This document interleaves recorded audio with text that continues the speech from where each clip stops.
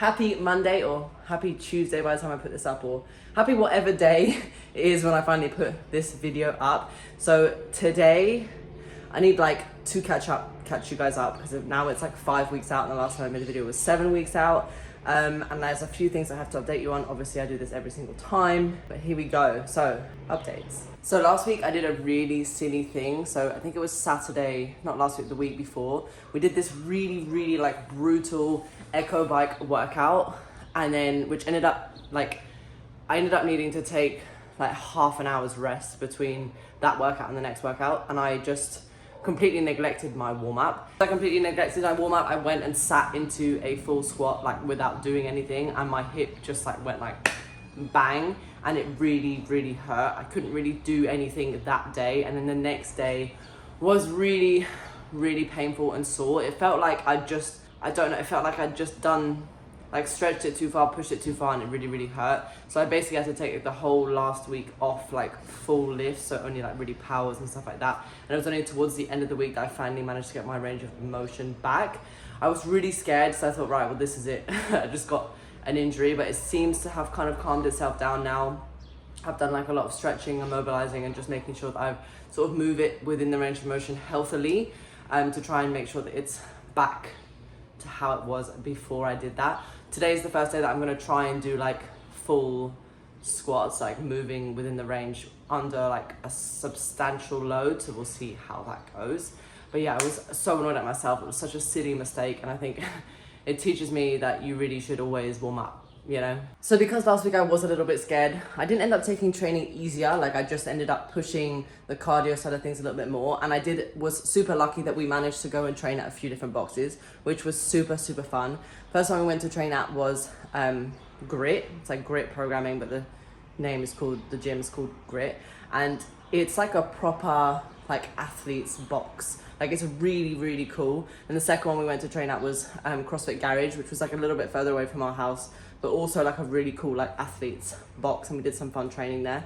I think it's something that I'm gonna have to think about myself. The gym that we train at now it's a CrossFit box for people who do CrossFit recreationally, people who going to classes and stuff like that. Whereas I think that I may be looking for more of a athlete box, where there are people who want to do CrossFit to a competitive level and take it more seriously, as well as have more athlete type people around me, so people who are really good at CrossFit and who will push me a bit more. I think that's kind of what we're considering at the moment. Me and Russ are just thinking what would be the best next step for us, what's the next natural progression in order to make sure that we get better. And I think it is surrounding ourselves with people who are better than us, and having a gym that has all of the equipment to make sure that we are able to keep getting better all the time. So that's something that we are considering at the moment. So there may be a change of gym coming soon, but we're thinking about it. Still just thinking about it. Right, so I am just about to go to the gym. I've just had my morning protein shake, which has banana protein, some oat milk, and my creatine and my beta alanine in it. I just had a huge nectarine, which was massive, and now I'm just having one of these Hacendado Proteínas Plus yogurts. Honestly, if you come to Spain and you go to Mercadona, which is if you're from England, it's a Tesco or Sainsbury's, the protein yogurts and the protein stuff that they have in there is honestly elite. Honestly, it's so much better than all of the other protein, the actual protein branded stuff that you get in the UK. Look at that consistency. Wow. And honestly, it tastes so good. A normal chocolate yogurt, but it's protein. I think it's got 10 to 15 grams of 10 grams of protein per pot, 1.3 grams of fat, and 97 calories. So it's super macro friendly if you do track your macros. And it's just a super easy way to get some protein just before you go to training. And it's super light. It's actually delicious. So I'm gonna eat this and head to the gym. Got some nasty cardio to do first, and then some fun WODs. And as I said, we'll see how we go on with the squats today. I'm excited. Wodcelona just seems to be creeping up on me really fast, which is a bit scary.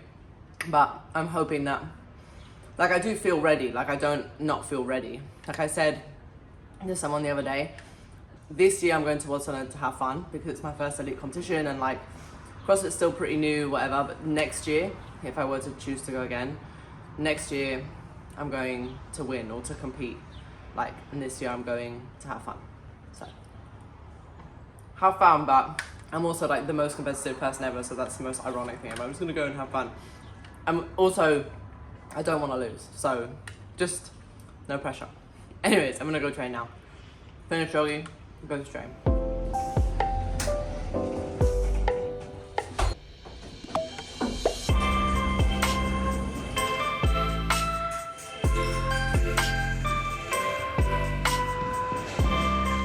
Okay, let's go.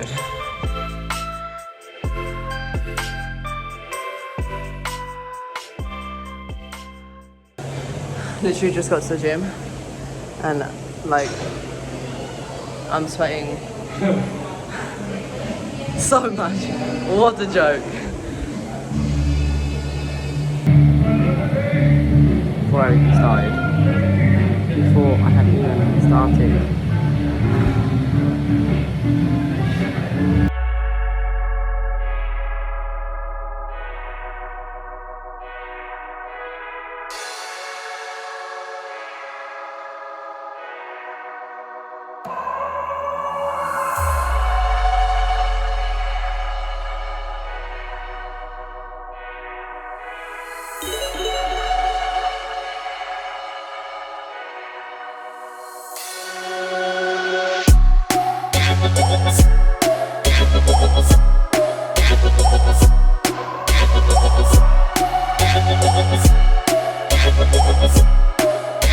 It's too hot for t-shirts.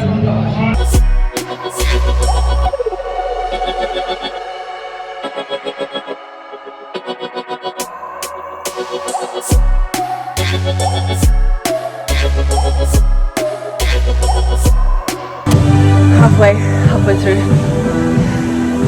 Sweating like an absolute crazy woman. Just like, what?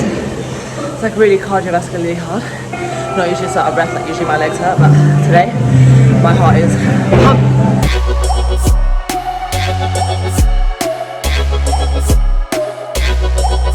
I was wrong.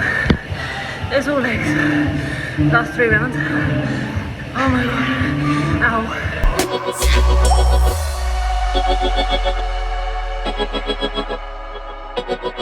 And if any of you were wondering what song got me through that last 24 cows, I'm gonna put it up here. High School Musical will forever push me to places I never thought I could go. That's what I'm gonna say. This is just your friendly reminder to say, after you've used the machine and sweated all over it, please, for the love of everybody, just give it a wipe down. We'll all appreciate it. Thank you. Necessary. So necessary. That was so hard. I have to do like a long interval thing and then go into the strengths after. Just make sure to refuel after, because you will be surprised by how much that takes out of you. The top tip, just make sure that you have sweets or something in your bag. Replenish your glucose stores, I believe is what they call it. After the bike, we went into the primary strength stuff of this session, which for today was 5 sets of 3 back squat, working at around 75 to 80%, which is around between 110 and 115 for me. I thought I would just keep it moderate and just make sure that I'm moving well, considering what happened with my hips. So that was basically a 1 minute of squats, 1 minute of weighted pull-ups, 1 minute rest. Do that 6 times, and that is basically your strength stuff. It's been working really well for us recently. It's a good way to get loads of strength stuff in all at once, and I've been really enjoying it. Now time for some deadly intervals, which will genuinely teach you so much about yourself that you didn't know and take you to some dark, dark places. Especially this one. It absolutely destroyed me.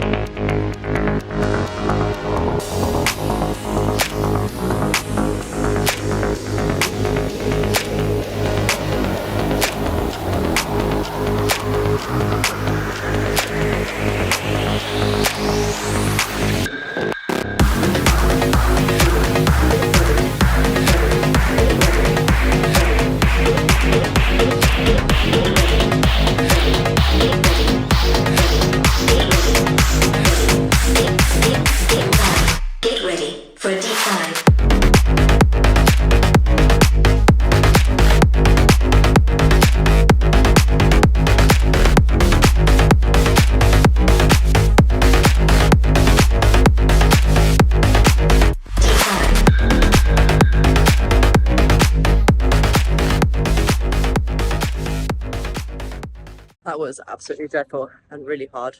I don't know whether anybody else gets this, but like sometimes when I do like hard effort stuff, or when I get really out of breath, or when I get tired, my ears go like pop, and then it sounds like there's like water or something stuck in my ears. Do you guys ever get that? Because like I need help. This happens all the time. It's just like it pops in my ear, and then now it feels like I can't. You know, like when you get water stuck in your ear, it feels like that. That was a super hard workout. I don't know whether I went out too hot or like what happened, but at the end I could barely cope. It was really hard. But yeah, just a few more workouts to go. So I've done bike, squats, the intervals. Now just I think 2 more things, and then that's it for the day. This isn't like too long a session. It should only take you like about 2 to 2.5 hours with adequate rest in between. So it's quite quick. Usually it takes about 3 hours to do stuff. Yeah, let's get on to it.